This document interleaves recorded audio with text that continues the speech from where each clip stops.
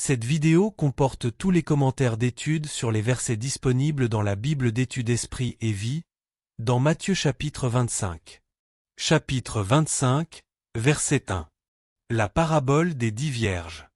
La parabole des 10 vierges insiste sur le fait que tous les croyants doivent constamment veiller à leur condition spirituelle, sachant que Christ peut revenir à tout moment. Ils doivent persévérer dans la foi afin que lorsque le jour et l'heure arriveront, ils soient bien accueillis par le Seigneur. Verset 10. Celui qui n'a pas une relation personnelle avec le Seigneur, à son retour, sera exclu de sa présence et de son royaume. Premièrement, la différence entre les folles et les sages, c'est que les folles ne réalisent pas que le Seigneur reviendra, voir Jean 14 verset 3, note, d'une manière inattendue et à un moment qui ne sera pas précédé de signes évidents et spécifiques, verset 13, voir chapitre 24 verset 36 et verset 44, note. Deuxièmement, Christ indique, ici et ailleurs, Luc 18 verset 8, qu'une grande partie de l'Église ne sera pas prête au moment de son retour, versets 8 à 13. Christ dit ainsi clairement qu'il n'attendra pas que toutes les églises soient prêtes pour revenir. Troisièmement, il convient de noter que toutes les vierges, les fidèles comme les infidèles, ont été surprises par la venue de l'époux, versets 5 à 7. Ceci laisse entendre que la parabole des 10 vierges s'applique aux croyants vivants durant la période pré-tribulation et non à ceux qui vivront pendant la tribulation, étant donné que ces derniers auront d'excellents signes annonciateurs du retour de Christ à la fin de cette période, voir l'article sur la Grande Tribulation, page 1570. Verset 4. De l'huile. Dans une série d'illustrations, chapitre 25, Jésus insiste sur l'importance d'être fidèle et de veiller jusqu'à ce qu'il revienne. La parabole des 10 vierges met l'accent sur la nécessité de la persévérance dans la foi et de la préparation spirituelle, et ce, à cause du danger que représente le retour de Christ à une date que l'on ne peut prévoir, voir Luc 21 verset 19, note. L'huile mentionnée dans la parabole représente la vraie foi, la justice et la présence permanente du Saint-Esprit. 5 autres paraboles abordent le thème de la persévérance.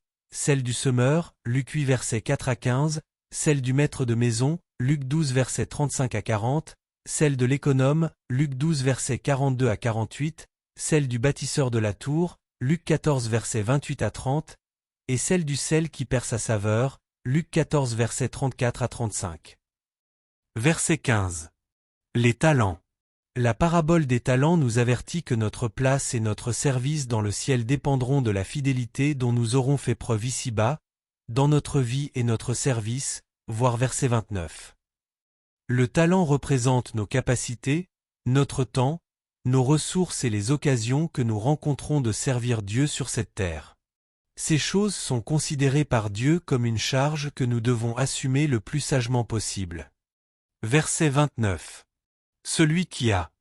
Jésus énonce un principe important concernant la récompense et la condition du croyant au ciel.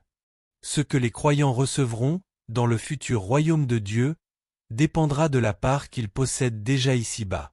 Leur position et leur héritage dans les cieux sera proportionnel à leur engagement actuel envers les voies et le royaume de Dieu, voir Luc 22 versets 24 à 30, note.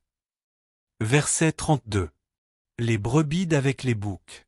Le jugement des brebis et des boucs aura lieu après la tribulation et après le retour de Christ sur terre, mais avant le commencement de son règne terrestre, voir Daniel 7 versets 9 à 14, Apocalypse 5 verset 10, 19 verset 11 à 20 verset 4. Premièrement, lorsque Christ reviendra, ceux qui sont sauvés, mais aussi les perdus, qui seront sur terre et qui auront survécu à la tribulation, coexisteront. Deuxièmement, le jugement consistera en la séparation des méchants d'avec les justes, versets 32 à 33, voir chapitre 13 verset 41, note. Troisièmement, le jugement sera basé sur des actions inspirées par l'amour et la bienveillance envers ceux qui appartiennent à Christ et qui souffrent. L'expression de l'amour et de la compassion est considérée comme une partie intégrante de la vraie foi et du salut, versets 35 à 46. Quatrièmement, les méchants n'auront pas le droit d'entrer dans le royaume de Christ et iront vers leur châtiment éternel, versets 41 et verset 46, Apocalypse 14 verset 11. Cinquièmement, les justes hériteront la vie éternelle, verset 46, et le royaume de Dieu, verset 34, voir Apocalypse 20 verset 4, note. Verset 41. Le diable, ses anges. Lors de sa rébellion initiale contre Dieu, voir chapitre 4 verset 10, note, Satan a entraîné avec lui un tiers des anges du ciel, Apocalypse 12 verset 4. Une partie d'entre eux est enchaînée en enfer, 2 Pierre 2 verset 4, Jude 1 verset 6, tandis que l'autre est libre et vit sous la domination et le contrôle de Satan, chapitre 12 verset 24, 25 verset 41, Éphésiens 2 verset 2, Apocalypse 12 verset 7.